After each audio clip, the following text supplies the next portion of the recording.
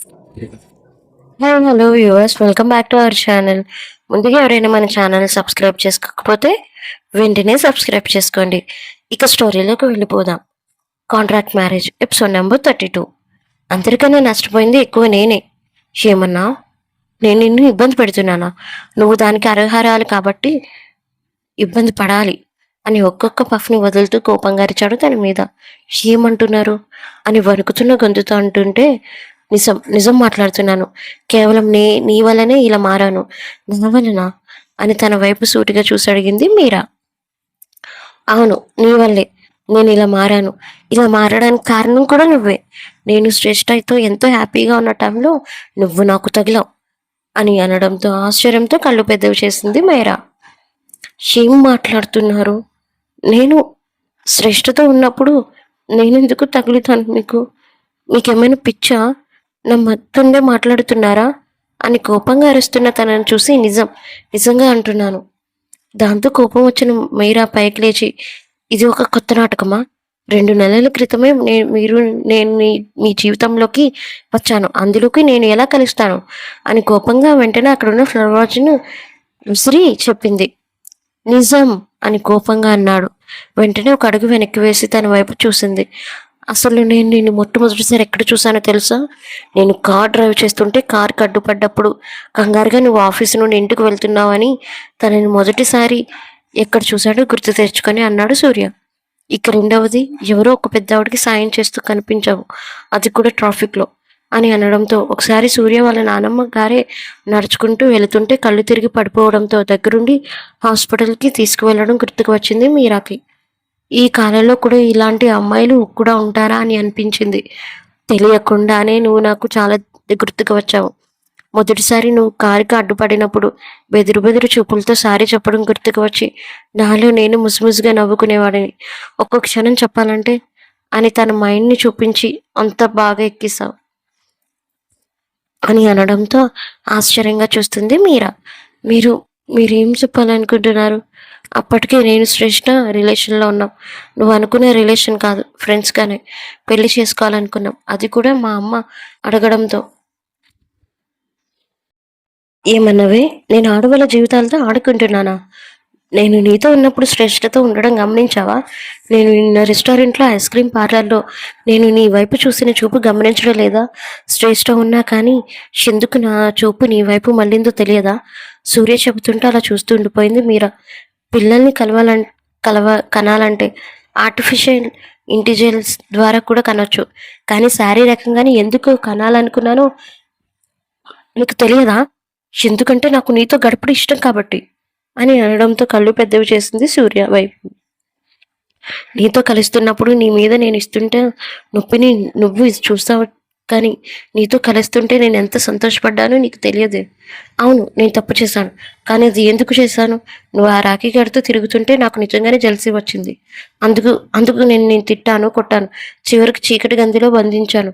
అలా బంధించినప్పుడు నాలో నేను ఎంత కుమిలిపోయానో నీకు తెలియదు మీరా. కానీ ఇప్పుడు నువ్వు మాట్లాడుతుంటే నాకు చాలా కోపం వస్తుంది. నిజానికి అలసిపోయింది నువ్వు కాదు నేను అని కోపంగా చెప్పి వెళ్ళిపోయాడు అక్కడి నుండి బయటికి. సూర్య చెప్పిన మాటలు తన ఆశ్చర్యాన్ని కలిగించాయి. ఉన్నట్టుండి ఇలా మాట్లాడతాడని ఎప్పుడూ ఊహించలేదు మీరా. కానీ తను చేసిన గాయాలు అయితే మానవు కదా, అందుకే ఏం మాట్లాడలేక మౌనంగా ప్రస్తుతానికి గతానికి మధ్యలో నలిగిపోతుంది. మరో చోట సూర్య వెళ్ళిన తర్వాత హ్యాపీగా హరిత గారికి ఫోన్ చేసింది శ్రేష్ఠ నుండి ఫోన్ కాల్ రావడంతో వెంటనే లిఫ్ట్ చేసి హలో అని అనడంతో ఆంటీ అని సంతోషంగా పిలిచింది. శ్రేష్ఠ, సూర్య నీతో లంచ్కి వచ్చాడా? రావడం ఏంటి ఆంటీ? నన్ను ఐస్ క్రీమ్ పార్లర్ కూడా తీసుకువస్తేను, పాపం సూర్యకి మధ్యలో ఏవో పని ఉందంట, అందుకే రాలేకపోయాడు అని బెడ్ మీద కూర్చొని అంది శ్రేష్ఠ. ఇంకా చూస్తూ ఉండి శ్రేష్ఠ, సూర్యని వెనుక కుక్క పిల్లలా తిరుగుతాడు, మాది గ్యారంటీ, నువ్వు మాత్రం దిగులు పడుకో అని హామీ ఇచ్చారు Haritha. Thank you aunty, thank you very much. సూర్యని చూసినప్పుడు ఫిక్స్ అయిపోయాను తనే నా భర్త అని. కానీ ఈ మధ్యలో సూర్య నాతో ఉండటం కానీ నాతో మాట్లాడలేకపోవడం కానీ చూస్తుంటే నిజంగా నేనంటే ఇష్టం పోయిందేమో అని అనుకున్నాను. నిజంగా నేను కోమల్లో వెళ్ళినప్పుడు ఏమైనా జరిగిందా ఆంటీ అని తనుకున్న సందేహాన్ని అడిగింది శ్రేష్ఠ.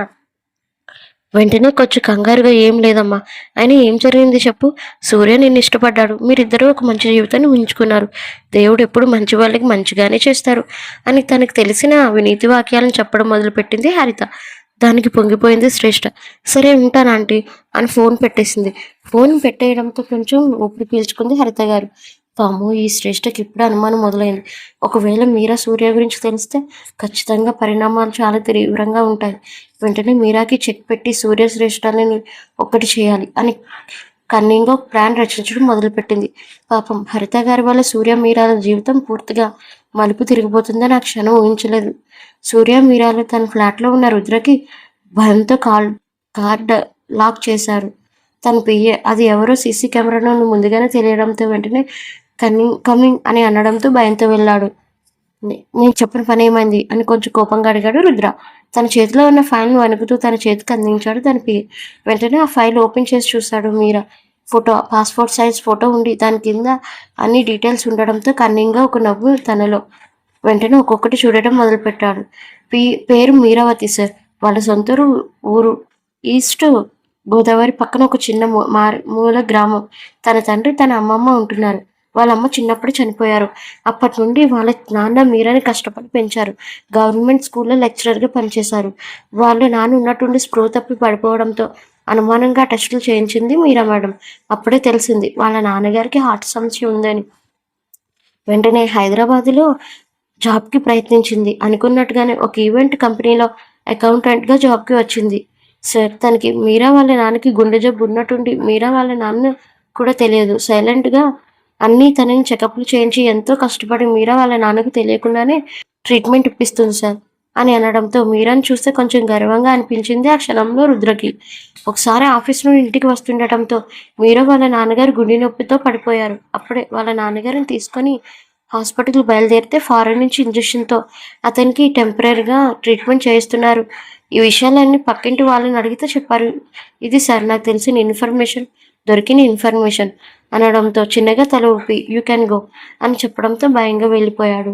పాస్పోర్ట్ సైజ్ ఫోటోని చూస్తూ మీరావతి అని కన్నింగ్ స్మైల్తో అనుకున్నాడు రుద్ర. సూర్య వెళ్ళిన తర్వాత సోఫాలో అలానే ఉంది. తను ఎప్పుడైతే చూసాడో అని అన్నాడో కొంచెం ఆశ్చర్యంగా కూడా అనిపించింది. కానీ అది తీసుకునే స్థితిలో లేదు మీరా. తప్పంతా తను చేసినట్టు మాట్లాడాడు సూర్య. దానికి కొంచెం బాధగానే అనిపించింది. అసలు తను ఏ తప్పు చేసిందో ఇప్పటికీ అర్థం కావడం లేదు. ఒక మనిషిని బతికించాలని అనుకుంది. ఆ టైంలో శ్రేష్ఠ అలాంటి పరిస్థితుల్లో వదిలి వెళ్ళిపోతే ఈ పాటికి సూర్య చేతులు చిక్కేదే కాదు. భారంగా నిట్టూర్పు విడిచి తెలియకుండానే సోఫాకి ఆనుకొని కళ్ళు మూసుకుంది. ఎప్పుడూ మధ్యరాత్రిలో వచ్చాడు అక్కడికి. అప్పటి వరకు అడవిలో తిరిగి వచ్చాడు సూర్య. ఇంటికి వచ్చిన సూర్యకి ఎదురుగా కనిపించింది మీరా. తనని చూసి ఏం పట్టనట్టే గదిలోకి వెళ్ళి బోర్లో పడుకుని పోయాడు. మరుసటి రోజు ఉదయాన్నే మెలుగు వచ్చిన మీరాకి తను ఎక్కడైతే పడుకుందో అక్కడే ఉండటంతో మెల్లగా లేచి కూర్చుంది. అప్పటికే కిచెన్లో కుస్తీలు పడుతూ కనిపించాడు సూర్య. ప్రయత్నంగా సూర్యుని చూస్తూనే నిన్న జరిగింది ఒక్కొక్కటి గుర్తుకు రావడంతో తన వైపు చూస్తూ మెల్లగా అడుగులో అడుగు వేసుకుంటూ వెళ్ళింది. అక్కడికి ఏం చేస్తున్నాడు ఈ మనిషి అని మనసులో అనుకుని కిచెన్ వైపు వెళితే కాఫీ పెట్టుకోవడానికి పాలగిని వెతుకుతున్నాడు. తన దగ్గరికి వచ్చి ఏం చేస్తున్నారు? తన వైపు చూడలేదు సూర్య. సూర్య, మిమ్మల్ని అడుగుతున్నాను కదా, ఏం చేస్తున్నారు?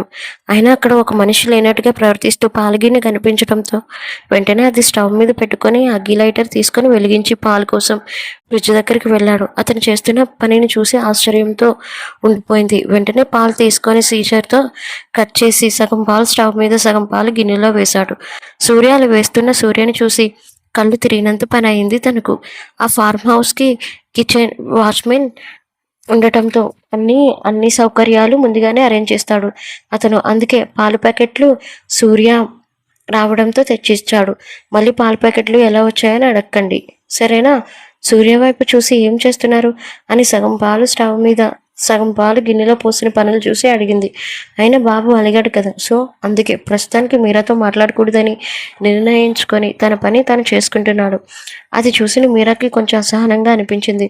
ఏం చేస్తున్నాడు అని మనసులో అనుకున్నట్టే దేని గురించి వెతుకుతున్నట్టుగా కనిపించాడు. తనతో మాట్లాడారని అర్థం చేసుకున్న మీరా తను ఏం వెతుకుతున్నాడో గ్రహించి వెంటనే అక్కడున్న కాఫీ పొడిని అక్కడ పెట్టింది. వెంటనే తన వైపు ఒకసారి చూసి వెంటనే కాఫీ పొడి చెంచాడు కన్నా ఎక్కువగానే వేశాడు సూర్య. ఏం చేస్తున్నారు, అంత వేయకూడదు అని అనడంతో తన వైపు కోపంగా చూసి నా విషయంలో ఇన్వాల్వ్ అవ్వకు అని చెప్పి తనకి తోచినంతగా కాఫీ పొడిని వేసేశాడు. సూర్య వైపు చూసి తలని బాదుకుంది. వెంటనే అక్కడున్న పంచదార కలుపుకొని అక్కడి నుంచి వెళ్ళిపోయాడు. ఒకసారి స్టవ్ మొత్తం గమనించింది. చాలా చండాలంగా ఉంది. ఖచ్చితంగా కాఫీ తాగడానికి ముందే గ్రహించి వెంటనే అదంతా క్లీన్ చేసి ఫ్రెష్గా ఇంకో పాల ప్యాకెట్ చేసుకొని కొత్త గిన్నెలో మళ్ళీ పాలు పెట్టి కాచి ఈసారి స్ట్రాంగ్గా తయారు చేసింది మీరా. రూమ్లోకి వచ్చిన సూర్య తను చేసిన కాఫీని గర్వంగా చూస్తూ ఒక సిప్ తాగాడు.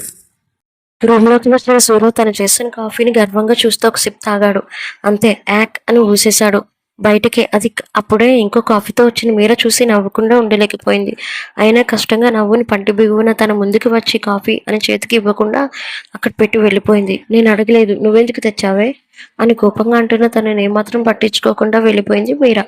బాగా పొగరు అని మనసులో అనుకొని తను చేసిన కాఫీ తాగే ధైర్యం లేక వెంటనే మీరా తెచ్చిన కాఫీని తాగడం మొదలుపెట్టాడు. అప్పుడు కానీ ఆ ప్రశాంతంగా అనిపించలేదు సూర్యకి. ఏ మాటకా మాట చెప్పుకోవాలి, కాఫీ పెట్టడంలో బాగా ఎక్స్పీరియన్స్ అనుకుంటా అని మనసులో మీరాని పొగడకుండా ఉండలేకపోయాడు. అప్పుడే తన ఇంటి కాలింగ్ బెల్ మోగింది. కిచెన్లో వర్క్ చేస్తున్న మీరాకి ఆ సౌండ్ వినిపించి వెంటనే తెరిచి చూసిన తనకు 4 అమ్మాయిలు కనిపించారు. వాళ్ళ కట్టుబొట్టు చూస్తేనే అర్థమైంది వాళ్ళు ఆదివాసులు అని. అందరూ నిన్న పరిచయమైన అమ్మాయిలే. వాళ్ళ వైపు చూసింది మీరా. మీరా అని అంటూ రండి లోపలికి అని సాధారణంగా ఆహ్వానించింది మీరా. మేము ఇక్కడ కావాలని రాలేదమ్మాయి గారు, నిన్న మాతో మాట్లాడారు కదా, మా పక్క ఊళ్ళోనే జాతర జరుగుతుంది రేపు, మంచిదంట. అలాగే 3 సంవత్సరాలకు ఒకసారి వచ్చే పండుగ, మిమ్మల్ని ఆహ్వానించడానికి వచ్చాము అని అనడంతో ఇప్పుడా అని కొంచెం కంగారుగా అంది మీరా. నిన్ననే చెప్పారు కదమ్మా మీకు కొత్తగా పెళ్ళయిందని. కొత్తగా పెళ్ళయిన జంట మా గుడెం కులం దేవత దగ్గర ఆశీర్వాదం తీసుకుంటే అంత మంచి జరుగుతుంది. కాదనకండమ్మా, ప్రతి ఏడు మేము ఇక్కడికి వస్తూనే ఉన్నాము, కానీ ఇంటికి తాళం వేసింది. నిన్ను మీరు కనిపించేసరికి ఆ కులదేవత మిమ్మల్ని ఇక్కడికి పంపించేలా చేసిందేమో అని మా నమ్మకం. దయచేసి కాదనకండి అని అనడంతో ఏం మాట్లాడలేకపోయింది మీరా. నేను ఆయన అడిగి వస్తాను అలాగేనమ్మా అని అనడంతో వెంటనే లోపలికి వెళ్ళింది మీరా. మొత్తం పరిసరాలన్నీ గమనించారు ఆ 4 అమ్మాయిలు. వీళ్ళు చాలా పెద్దోళ్ళే, వీళ్ళు వస్తారంటావా? ఖచ్చితంగా వస్తారు. అమ్మగారిని చూస్తే అర్థం కావడం లేదా? అమ్మాయి గారికి దైవభక్తి ఎక్కువ. వాళ్ళని పిలవడంతో మనకి కూడా స్వార్థం ఉంది. అది మన గ్రామానికి దేవతకి నిధులు లేక అల్లాడిపోతున్నాం, పిలిస్తే ఎంతో కొంత నిధులు అడగొచ్చు అని గూడూం పెద్ద చెప్పడం గుర్తుకి రాలేదా అని అనడంతో చిన్నగా తల ఊపింది ఇంకొక అమ్మాయి. లోపలికి వచ్చిన మీరా వాళ్ళతో జరిగింది మొత్తం చెప్పింది. మమ్మల్ని క్షమించండి, మేము రాము అని ఒక్క మాటతో తేల్చి చెప్పాడు. దాంతో కొంచెం చిన్నపోయారు ఆ 4 అమ్మాయిలు ముఖాలు. వెంటనే మీరే మాట్లాడుతూ, వాళ్ళు అలా మాట్లాడకూడదు, ఎంత ఆనందంగా వచ్చారు చూడు, మనల్ని ఎంత అభిమానంతో పిలుస్తుంటే వెళ్ళడానికి ఏంటండి అని సూర్యని అడిగింది మీరా. నాకు ఇలాంటివన్నీ ఇంట్రెస్ట్ లేదు, కావలిస్తే నువ్వు వెళ్ళాలనుకుంటే వెళ్ళు అని మొహమాటం లేకుండా చెప్పేశాడు. అలా చెబుతున్న సూర్యని చూసి కొంచెం బాధగానే అనిపించింది 4 అమ్మాయిలకి. వాళ్ళ వైపు ఇబ్బందిగా చూసి, సూర్య ప్లీజ్ ఒప్పుకోండి, వాళ్ళు ఎందుకు పిలిచారో అర్థం చేసుకోండి. ఆ దేవత సంకల్పం లేకుండా మనల్ని పిలవడానికి వాళ్ళు రారు. నా మాట విని వాళ్ళకి ఓకే చెప్పండి సూర్య ప్లీజ్ అని బ్రతుమాలతో అడుగుతున్న మీరాని చూసి ఏం మాట్లాడలేకపోయాడు సూర్య. గాఢంగా శ్వాస పీల్చుకొని, సరే అయితే 2 గంటల కన్నా ఎక్కువసేపు ఉండొద్దు అని అనడంతో థ్యాంక్ యూ వెరీ మచ్ సూర్య అని సంతోషంగా చెప్పి ఆదివాసుల వైపు చూసింది. మేము వస్తాము అని అనడంతో సంతోషంగా అనిపించింది నా అమ్మాయిలకి 4కి.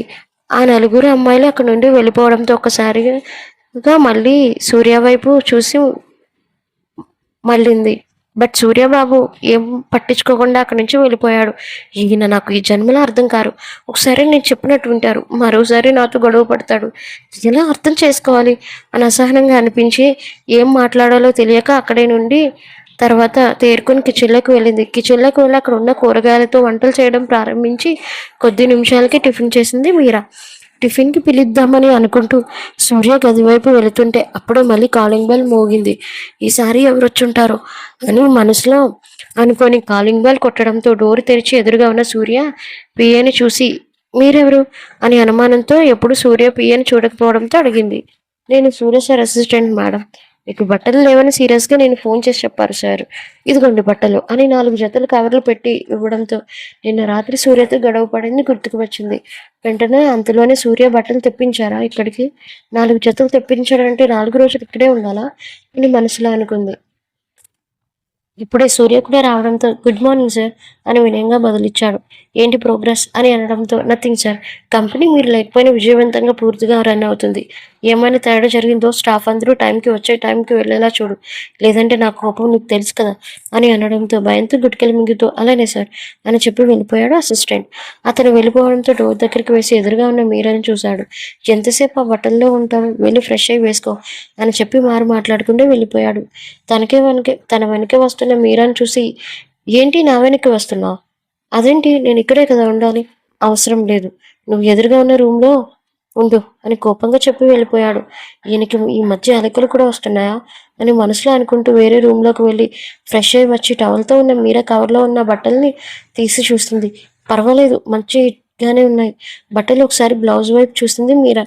అన్ని పర్ఫెక్ట్ కొలతలతో ఏమాత్రం తీసిపోకుండా ఉంటే ఆశ్చర్యంగా చూసింది. ఈయనకి నా పర్ఫెక్ట్ సైజ్ ఎలా తెలుసు అని అనుకోకుండా ఉండలేకపోయింది మీరా. వెంటనే తనని ఎక్కడెక్కడ ముట్టుకున్నాడో గుర్తుకు రావడంతో సిగ్గులు బుగ్గలు మారి వెంటనే ఆ శారీని తీసి కట్టుకుంది. ప్లే అండ్ సీ బ్లూ కలర్ శారీతో చాలా అందంగా ఉంది మీరా. ఒకసారి తనని అద్దంలోనే చూసుకొని చీర వల్ల తనకి అందం వచ్చినట్టుగా అనిపించింది.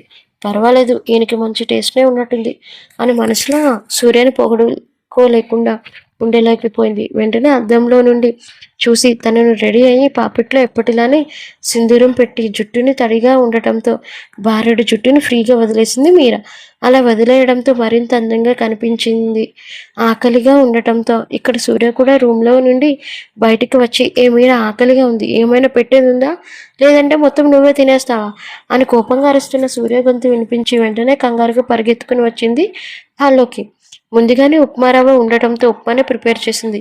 ఏమున్నాయని చూసిన తనకు ఉప్మా కనిపించడంతో ఇదేంటి ఉప్మా చేసింది, నాకు ఉప్మా అంటే ఇష్టం లేదని చెప్పాను కదా అని కోపంగా మనసులో అనుకుని ఎదురుగా వస్తున్న మీరా వైపు చూసి అసలు నీకు బుద్ధి ఉందా, ఉప్మా ఎవడు చేయమన్నాడు అని తన మీద గొంతు పెంచి అరుస్తున్నాడు. తన అరుపులకి కొంచెం భయపడిందని చెప్పాలి మీరా. వెంటనే తనని చూసి ఇదే ఉంది, ఏం లేదు, టిఫిన్ చేయడానికి కూడా ఆకలి వస్తుందని కదా అని అప్పటికప్పుడే ఉప్మా చేసి డైనింగ్ టేబుల్ మీద పెట్టాను అని అంటుంటే అప్పుడే గమనించాడు మీరాని. చీర కట్టుకోవడం వల్ల తనకే అందం వచ్చినట్టుగా అనిపించింది. ఒక్క క్షణం తను మర్చిపోయాడు సూర్య. ఇంకా ఉంది, కామెంట్స్ మాత్రం మర్చిపోకండి. ఈసారి కామెంట్స్ తగ్గుతూ వస్తున్నాయి. ఎంత ఎక్కువ వస్తే అంత త్వరగా నేను ఇవ్వడానికి ప్రయత్నిస్తాను. రోజుకి 4, 3 అడుగుతున్నారు కదా, నేను ఖచ్చితంగా ఇస్తాను